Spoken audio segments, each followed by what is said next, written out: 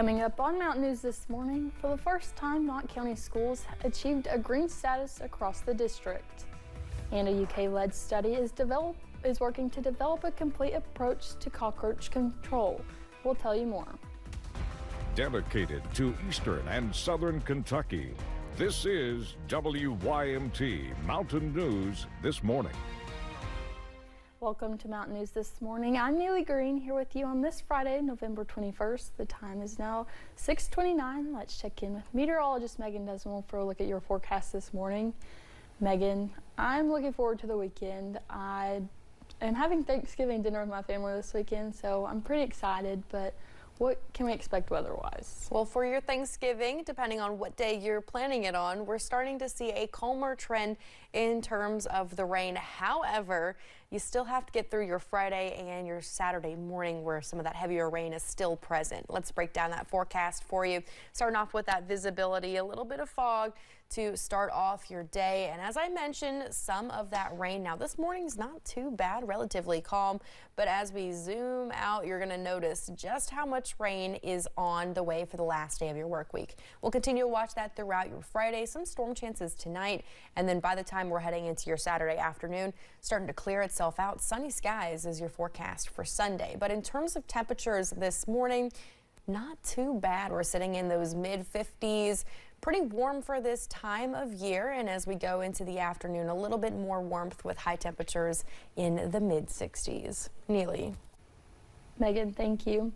One man was indicted by a grand jury for his role in another man's death in Pike County. Paul David Coleman was indicted on a charge of second-degree manslaughter in connection with Greeley Hurley's death. The indictment says Coleman wantonly caused Hurley's death by shooting him. That incident happened back in April in the Belfry area. A Johnson County man is asking to be released from jail before his federal trial in a voyeurism case. Attorneys for Henry Richard filed that motion Wednesday. We told you last month he had a trial scheduled for January after being federally indicted. Police say he admitted to placing hidden cameras in a bedroom and bathroom with intentions of filming a teenage girl showering and dressing. A Laurel County man was sentenced to 13.5 years in prison in a case related to child sexual abuse material. According to his plea agreement, Bradley Callahan distributed child porn by making several posts to a dark web child pornography marketplace, which contained links to videos of child pornography. Included in the links were several explicit videos of child porn. A public hearing brought dozens of folks to the Pikeville Library to discuss a proposed rate increase for Kentucky Power. WYMT's Buddy Forbes was there. But we are being punished for stepping in the hills of Eastern Kentucky. That's exactly what it seems like. We have no choice. More than 70 community members showed up to share their concerns Thursday before the Kentucky Public Service Commission. We're trying to get out into the communities to listen. Asking the PSC to deny a rate increase request proposed by Kentucky Power in August. We cannot afford this. I have talked to grandmothers that are sleeping in their housecoats. I have talked to families that are bundling up the kids. The company requested an increase that, if approved, would leave residential customers paying nearly 15% more each month, saying it was a decision made based on necessity with the current population and cost of supplying energy in the mountains. When we file a rate increase or we're looking to make that decision, we take it very seriously and we're very cognizant of what the potential impacts are. And so we look at ways to mitigate our ask, but still be able to make the investments necessary to give our customers a service that they want. Some of the public comments suggested the population concerns are related to the already unaffordable utilities they pay every month. So we're on the verge of giving up. I mean, and this rate increase will push us over the edge if we have to deal with it. They say there has to be a better way for the company to recoup its losses, with its parent company, American Electric Power, consistently reporting billions of dollars in profit, and Kentucky Power reporting millions. I have neighbors that has to choose between eating and paying their power bill. They've worked their whole lives and live off $700, $900 a month. So this is ridiculous. We have to budget to pay our bills, and they should do the same. Begging the PSC to deny the request. This has to be denied, not reduced, but denied. In Pike County, Buddy Forbes, WYMT Mountain News. This meeting was one of 3 planned public comment meetings. The next is here in Hazard next month, and the third is in Ashland in January. You can find the details about those on our website. For the first time, Knott County schools achieved a green status across the district for the 2024-25 school year, according to KDE data results. Despite challenges ranging from catastrophic flooding and serving students in a more rural area, school officials say they are proud to see the progress each school has made in recent years. We want to be there to help them so they get the best education they possibly can, and we want to be safe. So it's just a wonderful thing for us to be a testimony that we've made the results that we have here in this past year.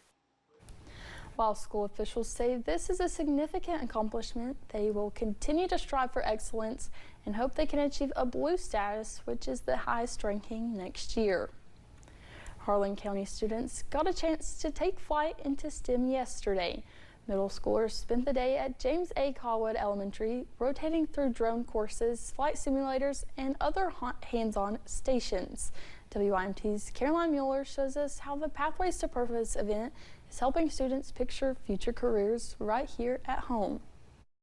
A busy gym in Harlan County transformed into an aviation and engineering lab.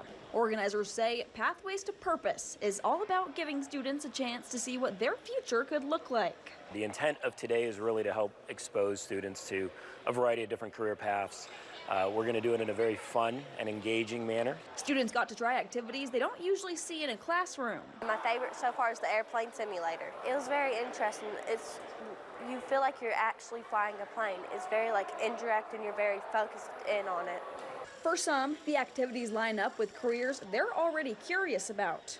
I'm thinking about going to NASA or doing something to do with weather, meteorology, storm chasing. High school students also helped run stations, showing younger kids what STEM can lead to. If I had this in middle school, it would be awesome because then I would be like, oh yeah, this is what I want to do. The Lighthouse Beacon Foundation helped bring these STEM opportunities to Harlan County. We really believe that you can't be what you can't see. So by bringing opportunities, speakers, and engagements to this area and to the students in Harlan County, then students are able to name what they're interested in and what they want to learn more about. And for students attending this event, one hands-on experience may be what sets their future in motion. In Harlan County, Caroline Mueller, WYMT Mountain News. Last night's Pathways to Purpose sessions were open to all Harlan County students and families. One ran from 3:30 to 5 and another from 6:30 to 8. Organizers say they hope to expand the event to more schools next year. Did you know that cockroaches can produce allergens that can trigger some people's asthma? Now a UK-led study is working to develop a complete approach to cockroach control. Everything a cockroach does, like scurry from place to place, or even when it dies, allergens are released. The study looks at German cockroaches. They're the small ones that only live indoors with people. They can eat your food, drink your water, and their only predator is you. This species can get to numbers that are really, really high, hundreds to thousands of these roaches packed into a really small kitchen or home. The study has 3 objectives: identify why treatment efforts to eradicate cockroaches fail, to find better strategies people can use to keep their homes roach-free long-term, and home intervention. A Christmas light show is returning to Corbin. Christmas in the Country is a drive-through light show on Shelley Ridge Farms in Corbin. The show includes much more than just a drive-through light show. Owner Toralia Shelley says folks can expect to have a good time and to see some faith-based lights. We have Santa where you can get Santa pictures. We have a petting zoo out back. We have a special section that's a walk-through path, and you can actually get your kids out. You can immerse yourself in the lights. We might or might not have some fake snow. Opening day for the Christmas light show is on November 28th from 6 p.m. to 10 p.m. After that, the show will be open Sunday through Thursday from 6 p.m. to 9 p.m. and on Fridays and Saturdays from 6 p.m. to 10 p.m. Shoeboxes are being collected all across the mountains, but it's not shoes that are in these boxes. Operation Christmas Child is a ministry that fills shoeboxes with gifts.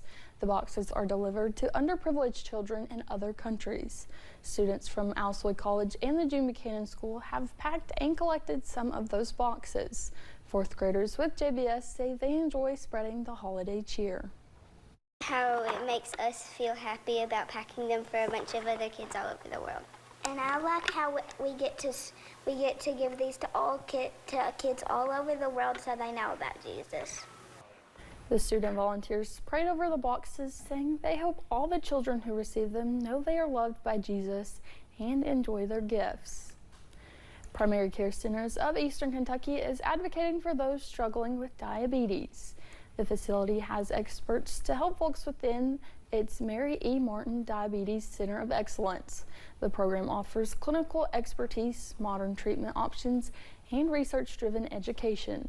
Providers say it's important to ensure patients receive specialized care close to home. In honor of National Diabetes Month, the clinic had a luncheon and heard from patients and providers. Patients at the luncheon received a turkey before they left.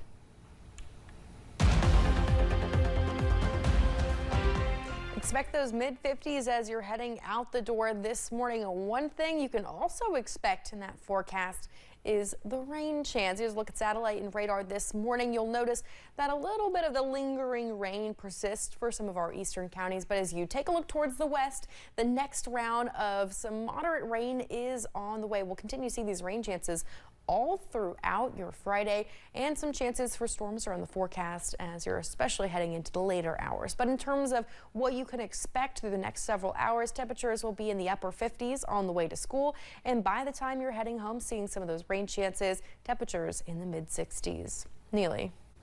Thank you, Megan, and thank you for joining us. The time is now 6:41, and still to come on Mountain News this morning. Advances in technologies such as artificial intelligence are helping diabetes patients better manage their blood sugar. We'll tell you how. Travel